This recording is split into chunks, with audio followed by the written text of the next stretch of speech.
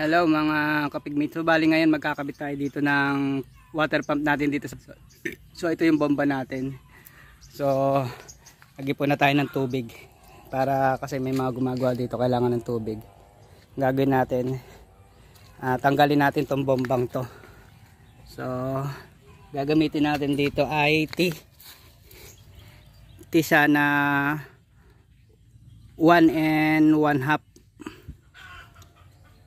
Tapos ito naman reducer 1 and 1/2 to 1 inches. Tapos ito ganun din 1 and 1/2.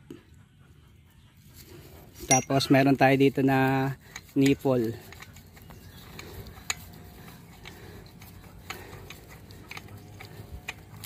So para sa ano natin to, water pump. So ito lang binili natin sa 2, 3, 20. Tapos itong reducer 1 and 1/2 to 1 na reducer. Tapos nipple ito 1 and 1/2. Ito naman 1 inches. Tapos tiplon yan. Tapos bumili na rin tayo ng yung patente para to doon sa inuman ng baboy natin. So testingin muna natin, sa magtatanggalin muna natin tong ating bomba. Sana makahigop siya. So tanggalin muna natin tong bomba.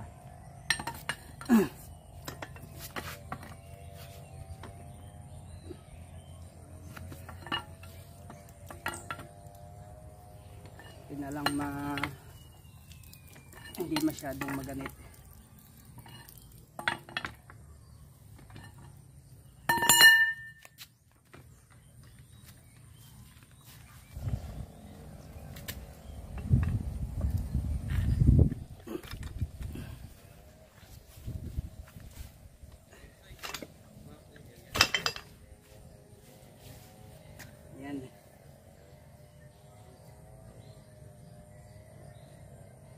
Tingin natin ang P. Uy! Ma'am, galing mo pala dyan ah. Hindi ko alam ah. Ano to? Bakit? Maluwag. Mali pa lang nabili natin. Yung mga kapigmate. Mali yung nabili natin mga tubo. Tapos binalik po natin. Buti naman pumayag yung binila natin na ibalik. Kasi yung nabili natin ay 1 and 1/2 ang size. So sa ganyan palang bomba mga kaibigan, ang size pala ng tubong yun na nasa ilalim ay 1 and 1/4. So kaya pinapalitan natin yung mga binili natin. Ito yung mga binili natin. So hindi muna tayo gagamit ditong labi tubo. So ano lang natin, testing muna natin. So ito 1 and 1/4 na po lahat to. So meron tayong ito size 1 inches. Itong reducer 1 and 1/4 to 1 inches reducer. Tapos ito namang nipple ay 1 and 1/4. Tapos itong T 1 and 1/4 na rin po ito, pati itong takip natin. Bumili rin tayo ng takip. So tanggalin uli natin to para so kompleto na tayo, may tiplo na rin tayo. Subukan lang natin kung mapapagana natin or ano siya, hihigop siya.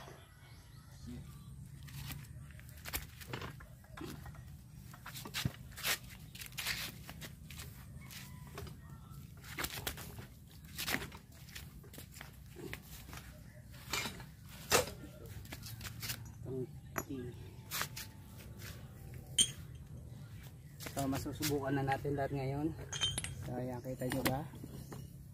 So ayan, pati muna.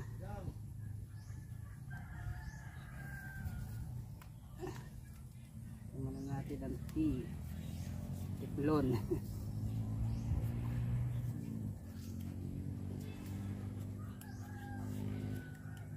So konti lang muna kasi tetestingin lang naman natin ito. Konti.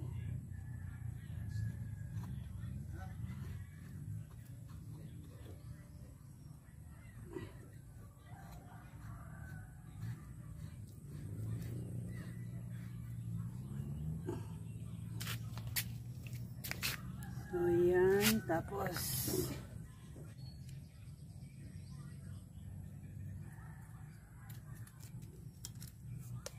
tayo sanay maglagay nito ah.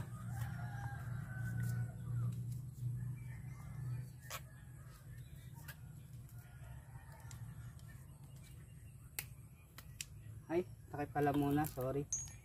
So takip pala muna lalagay natin.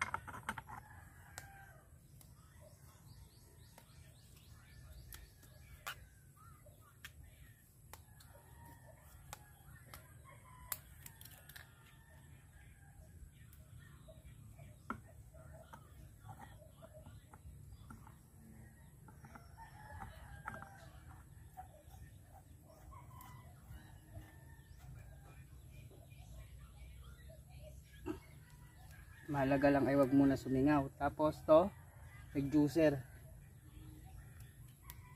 Bigyan natin ng reducer.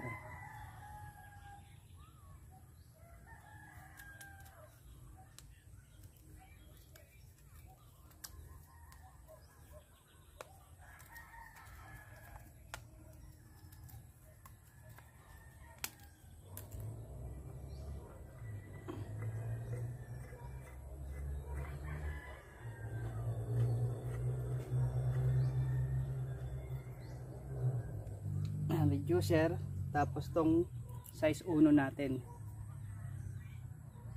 size 1 o 1 inches na nipple.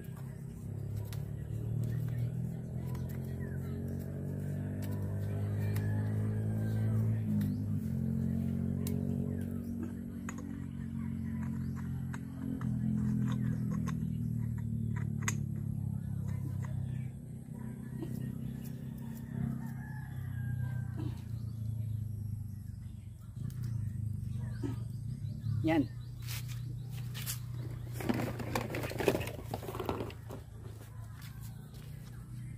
Tapos kabit natin tong water pump.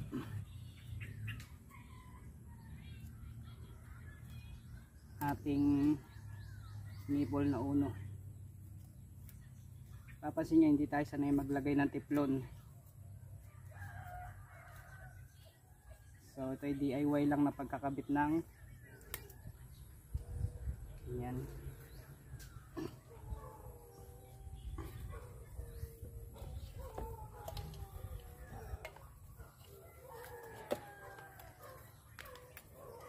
Yung pinaikot na natin yung motor.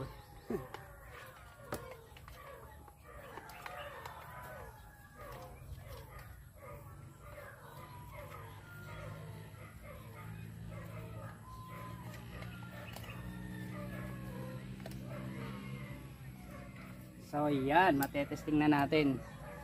So ngayon, matetesting na natin sila. Tetestingin natin to kung gagana or higop. Kuha muna tayo ng battery. So ito na yung ating battery na blue carbon na 100 Ah. Tapos, so laging tandaan nyo yung positive lagi ha. May tanda lagi para hindi kayo magkamali. Tapos dito sa ating lagi may tanda yung positive. Tapos ngayon susubukan natin kung kayang humigop. So ito na yung ating setup. So bali testingin natin. So ito gagana talaga to. Ang kailangan lang natin malaman kung makakahigop talaga siya dito sa to. So ang description ng ating solar pump, 180 watts na DC water pump. Ang max head niya lang ay 15 meters, tapos ang max sanction niya ay 5 meters. So tingnan natin. So ito mga kapigmate, unang testing natin to. Medyo siya mga kapigmate, singaw po siya. Singaw po yung takip niya, singaw din yung pagkadugsong natin kasi hindi natin ginamitan ng llave tubo. So manghihiram po muna tayo ng llave tubo kung meron, or arkila na lang tayo. So kasi singaw po talaga siya. So ito mga kapigmate, mga nakahiram na po tayo ng llave tubo na natin siya. Medyo singaw pa siya ng konti, pero lalakas pa po yan mga kaibigan. So lalagyan na lang natin dito sa taas ng dugsong niya yung 1 inch na kailangan para medyo lumakas-lakas siya. Reducer lalagyan din natin. Ayan. So mga kapigmate, so bali ngayong araw na to, bali may pinuntahan kasi tayong seminar sa Bacolod. Tapos medyo naging busy tayo ng mga nakaraan, hindi tayo napag-vlog. Tapos yung pagkakabit natin ng water pump, so ngayon lang natuloy. So ito yung ating setup ng water pump. So yung water pump natin mga kaibigan ay 12 volts. Ito yung 12 volts natin. Ito yung spec nya. Yan. DC 12 volts, power 180 watts. Ang outlet nya 1 inch. Tapos max head nya 15 meter. Tapos ang max flow 1.5. Yan. Tapos ang function nya ay 5 meter. So itong ating watt na to ay nasa 22 feet ang lalim nya. Yan ang sabi ng aking biyanan. Yan, 22 feet. So ang ginamit natin dito elbow na 1 and 1/4, tapos nipple na 1 and 1/4, reducer na 1 and 1/4 to 1 inch, 1 inches, tapos nipple na 1 inches, tapos dito ay nipple ulit na 1 inches, elbow, tapos reducer na 1 inch to 1/2. So yan. So basta 180 watts siya, hindi siya hindi siya kalakasan, hindi siya kalakasan, pero okay na to na makakapag tayo ng tubig para dito sa ating ginagawang kulungan ng baboy, makapag-supply na tayo ng tubig. So yan, tapos ang wiring natin, so wala pa. So yung pa lang yung battery ko, tinetesting ko pa lang sa battery ko. So hindi ko pa nalalagyan sa ng breaker. Ito yung battery natin na blue carbon na sobrang kunat mga kapigmate. Itong blue carbon natin. So ayan. So ito pong bomba ay pwede pa rin po natin gamitin kahit nagaano yon.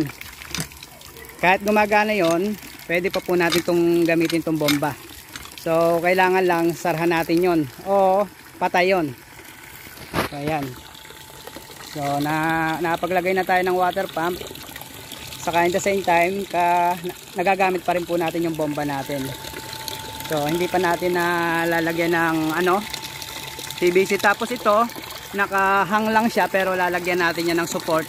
Baka ng mga bata maupuan, madaganan or masagi nila. So lalagyan natin dyan ng support yan. So yan ang ating setup ng water pump. So sa mga dyan, pwede na rin to sa mga gusto maglagay ng water pump na nasa bukid. So yung mga nasa bukid natin dyan, so pwede kayong gumamit nito ng water pump na solar water pump na 12 volts. Sa kung ang gamit nyo mga kapigmate ay blue carbon, so napaka kunat na battery niyan, hindi kayo magsisisi. Kahit gabi pwede nyo gamitin tong water pump natin. So kaya lang ang kailangan nyo lang, ang tandaan nyo mga kapigmate, yung kanyang wire. Kasi ito tinesting ko pa lang. So naglagay tayo ng wire na size size 18. So sobrang nipis. Tinesting ko pa lang to. Saka huwag kayong gagamit ng ganito kanipis. So ang gamitin natin mga 12, size 12 or size 14. Size 12 okay na mga kaibigan. So mapapansin nyo ito, nag-iinit siya. So kanina ko pa kasi pinapatakbo. So yan ang mahalaga ay okay na siya at may magagamit na po tayo. So yan. So yan na po ang ating setup para magkaroon kayo ng idea yung mga walang kuryente sa bukid. Yan.